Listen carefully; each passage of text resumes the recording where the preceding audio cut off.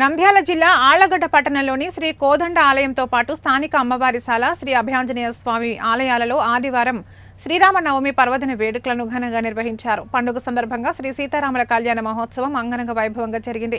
ఆకాశమంత పందిరి, భూదేవంత పీట, పచ్చని తోరణాలు స్వాగతం పలుకుతుండగా మంగళ వాయిద్యాల నడుమ శ్రీరామచంద్రుని కళ్యాణ మండపానికి తరలించారు. మండపానికి చేరుకున్న సీతమ్మ తల్లిని దర్శించుకుని భక్తులు పారవస్యంలో మునిగిపోయారు. విష్ణు స్వరూపుడైన శ్రీరామునికి శ్రీ మహాలక్ష్మి ప్రతిరూపమైన సీతమ్మనిచ్చి కన్యాదానం నిర్వహించారు. వేద మంత్రాల మధ్య శ్రీరాముడు సీతమ్మకు మంగళ సూత్రధారణ చేశాడు.